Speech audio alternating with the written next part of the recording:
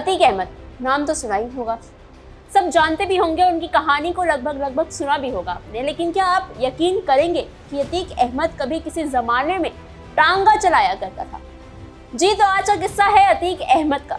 नमस्कार, आप देख रहे हैं जनहित टाइम्स का खास शो किस्सा, जहां हम लेकर आते हैं आपके लिए कुछ पुराने अनसुने किस्से। मैं हूं आपके साथ समीक्षा तिवारी। अतीक अहमद उत्तर प्रदेश के सबसे बड़े गैंगस्टर्स में से एक। अतीक के पिता का नाम था फिरोज, जो इलाहाबाद के रेलवे स्टेशन पर टांगा चलाया करते थे। गरीबी की हालत थी तो चंद रोज अतीक भी टांगा चलाया करता था। लेकिन ये किस्सा अतीक के टांगा चलाने का नहीं, बल्कि टांगे वाले से डॉन बनने तक के सफर का है। और ये शुरुआत हुई थी अतीक के 10वीं क्लास में फेल होने से, जब उसने पहली चोरी को अंजाम दिया। यही चोरी चकारी करते करते अतीक ने एक छोटा सा गैंग तैयार कर लिया अपना। अतीक के कारनामों की भनक उस वक्त के इलाहाबाद के सबसे बड़े डॉन तक जा पहुंची। उस शख्स का नाम था चांद बाबा। बताया जाता है कि उस वक्त पुलिस वाले तक उसके सामने आने से डरा करते थे, और उसी चांद बाबा ने अतीक को अपना चेला बना लिया। यह 80 का वो दशक था, वो दौर था जब पूरे उत्तर प्रदेश में हॉल माफिया, कॉन्ट्रैक्ट माफिया सब सक्रिय थे। इतना ही नहीं, बल्कि राजनेताओं का इन्हें संरक्षण भी प्राप्त था, जिसमें चांद बाबा का भी नाम शामिल था।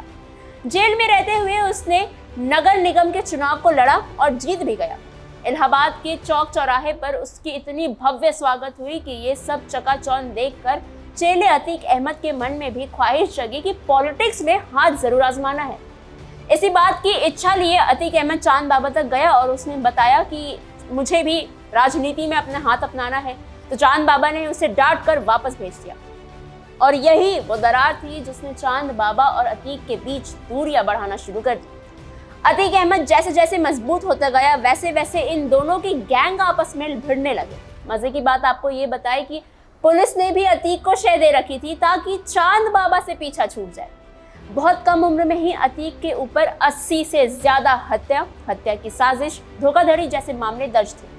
अतीक पैसे कमाने के लिए कई इलाकों से रंगदारी वसूल करता था। उसे राजनेताओं का संरक्षण तो मिल ही रहा था, लेकिन वो खुद के पावर के लिए बड़ा बेकरार था। 1989 तक अतीक का आपराधिक कार्य बहुत ज्यादा बढ़ चुका था। 1989 में ही अतीक इलाहाबाद पश्चिम से निर्दलीय पर्चा भर देते हैं। मजे की बात तो ये थी कि उनके सामने, जी हाँ, आप बिल्कुल सही समझ रहे हैं, उनके सामने गुरु चांद बाबा थे। लोग अटकलें लगा रहे थे कि नतीजा क्या होगा, लेकिन नतीजा आता, लेकिन उससे पहले अतीक और चांद बाबा भिड़ गए।